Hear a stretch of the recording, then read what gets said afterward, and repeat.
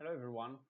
I found today's LeetCode problem quite interesting, and I came up with a sort of different solution from the one that LeetCode sort of gives in the editorial and that it suggests. So if you go down here and you go to suggestion, basically you have your hints.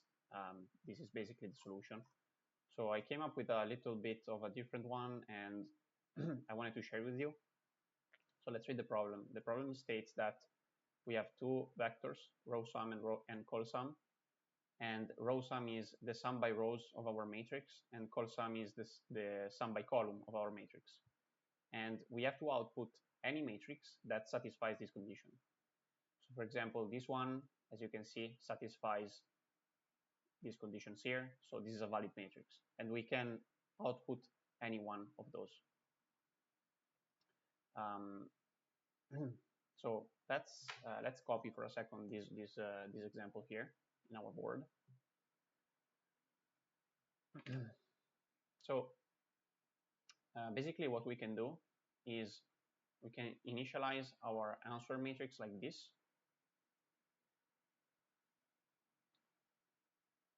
So basically this matrix will immediately satisfy our col sum condition. As you can see, the first column sums to the sum of the first column is 8, second is 6, third is 8. So what we can do now is we can shift numbers between rows and still have the col sum condition satisfied. So for example, the first row needs to have sum of 5. Right now in the first row we have a sum of 22. And this means that we need to move 17 numbers somehow from the first row to the second row. We will do this by just, putting this to 0. So the greedy simple way. So, and this will become 8,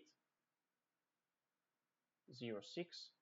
So right now we moved 14 numbers, so we still need 3 numbers. So this will become a 5, and this will become a 3.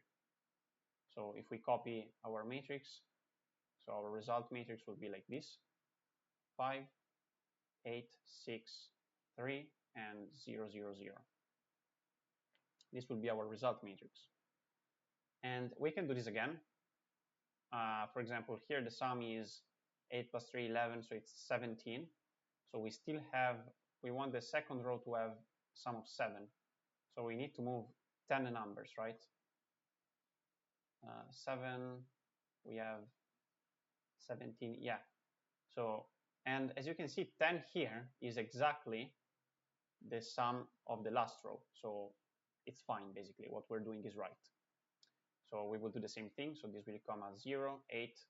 This will become a 4, and this will become a 2. And our resulting matrix will be 0, 0, 5, 0, 4, 3, and 8, 2, 0. And as you can see, this is right. This satisfies the original condition. So let's code this thing. So what we're going to do is we're going to say we're going to use unsigned long integers for this problem, and we will see why later. So using ll equal unsigned long.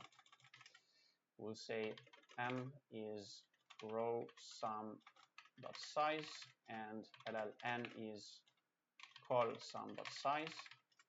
Then we can initialize our answer vector. So vector of ll res, and we will have m rows and vector ll n0. Let's say it like this, n0. Now we can initialize our res vector as we said before. So the first row we will put our col sum. So we just say, well, can we do it like this? We might do like res of 0 equal to col sum. No, because there are different types. Okay, so let's just say e less than n e plus plus, and we'll just say res of e equal to call sum of e. Okay, and then we can start with our logic. So we want to iterate on the rows. So iterate on the rows, and for each row we want to compute the sum of that row. So we'll say long s will be accumulate res of e dot begin res of e dot end 0, and then we will say to move is going to be row sum of e minus s, maybe the other way around, so s minus row sum of e. And then we will initialize j to 0, which is our column index. So now we are on the first row, for example. We want to move stuff to the second row. So we say while j, so we iterate on the columns, while j is less than n, basically, and we can also break when to move is different from 0. So sorry, while to move is different from 0 and our j does not exceed the number of columns, we can do this. And we can also iterate on all the rows except the last one, because as we saw before, the last one will be for free. So we'll just say res. So we have to check if to move basically is greater or equal than res ej. In this case, we can move the whole number from top to bottom. So we can just say res of e plus 1 j. We just say it will be res of ej, and res of ej will be 0.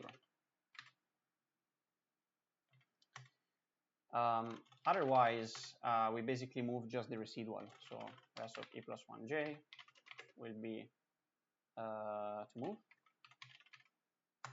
and res e j will be we can subtract to move.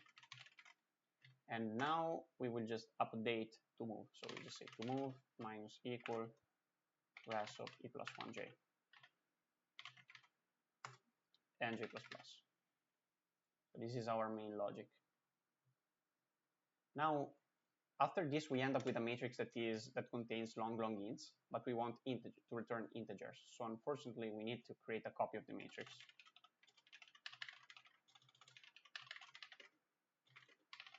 And this will have m rows and vector int n columns.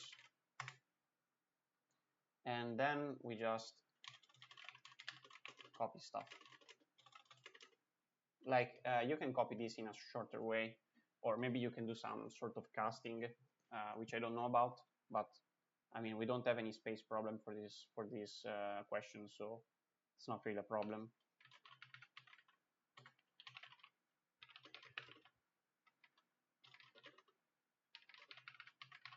We just say here res of ej will just be res of ej, and the compiler will take care of the implicit cast. And we just return res. Okay, let's try to run it, see if it works. So we have res of e equals sum of e is wrong, meaning that what's the problem here?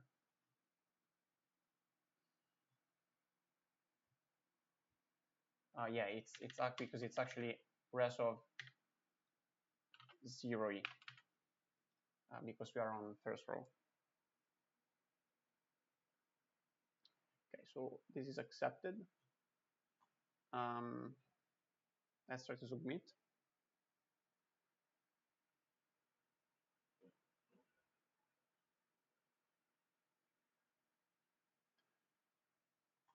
As you can see here, LeetCode says wrong answer, and it's actually only the last test case. And I sort of debugged the program for a little while, and I sort of realized that the problem was with this accumulate function that we used. And how accumulate works is basically it will accumulate values of the vector that you're like going from the first iterator to the last iterator. It will accumulate values on the third parameter. And the thing is that if we give 0 like this, it will interpret this as an integer, but we want a an unsigned long integer. So this will overflow. And the solution is just say, we just use an extra variable, and this should work.